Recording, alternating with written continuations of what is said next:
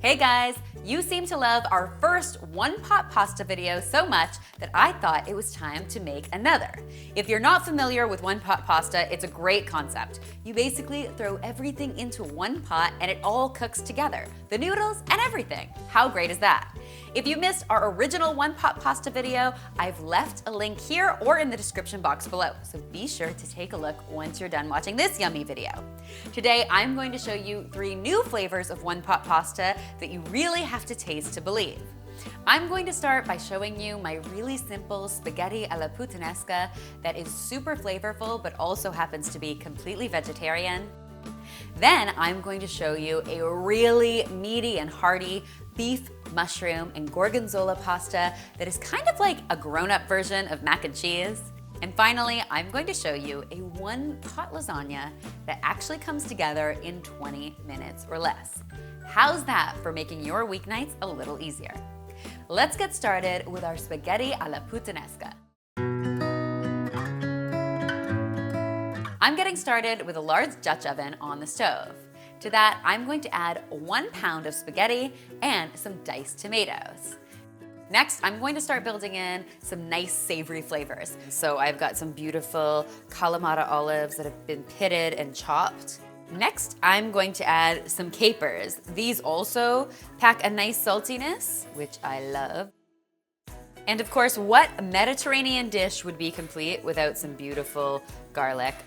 Then we're going to add just a little drizzle of olive oil. This is going to help prevent things from sticking. Then I'm going to add some vegetable broth. I'm going to season this simply with some dried oregano, some red chili flakes if you like the heat, and a little salt and pepper.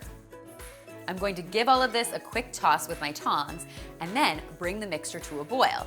Once it's reached a boil, I'm going to turn my heat down to medium, put the lid on my pot, and let this simmer away for between 10 and 15 minutes. Be sure to stir your pasta at least every 2 to 3 minutes because you don't want it to stick to the bottom of your pan. It just makes doing the dishes a nightmare. Once your pasta is cooked through, this dish is ready to serve. I like to garnish it really simply with some fresh parsley, and dinner is on the table with just 1 dish to wash. How great is that? Next, I'm going to show you a really hearty beef, mushroom, and gorgonzola mac and cheese on steroids. The cool part about this recipe is that if you are not into meat, you can definitely leave it out and keep this dish entirely vegetarian. But today, we are going to include the beef. I'm getting started with a lovely New York strip loin, and all I'm going to do is season it with some salt and some pepper.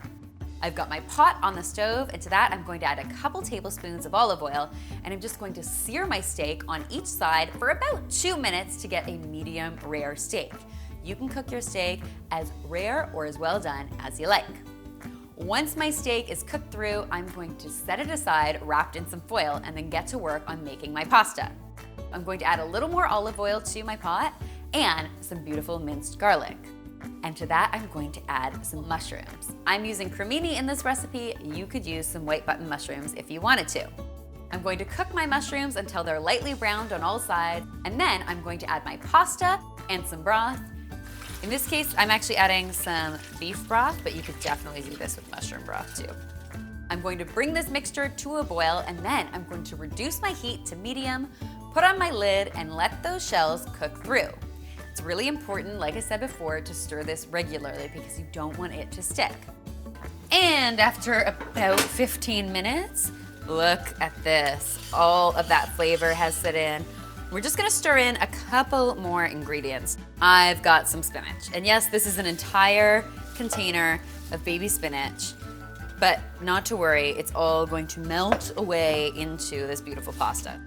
And then we are going to add our final secret ingredient, a whole lot of crumbled blue cheese.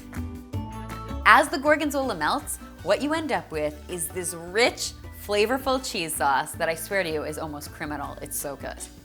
There are so many super strong flavors. You've got that pungent blue cheese, those really savory, meaty mushrooms, and then of course, that beautiful beef that we are going to serve on top of all of this incredible deliciousness.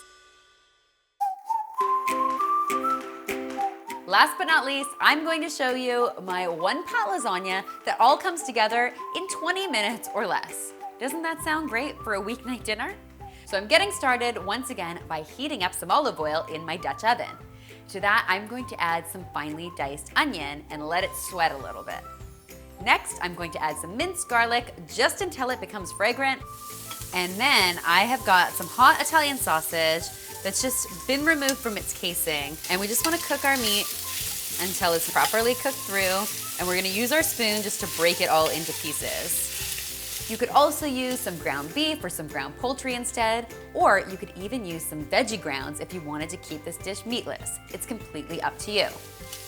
So now that our beautiful pork sausage is cooked, we are going to add our pasta. Now you could do this with some broken lasagna noodles, but I like to keep my life a little simpler and use some farfalle, otherwise known as bow ties.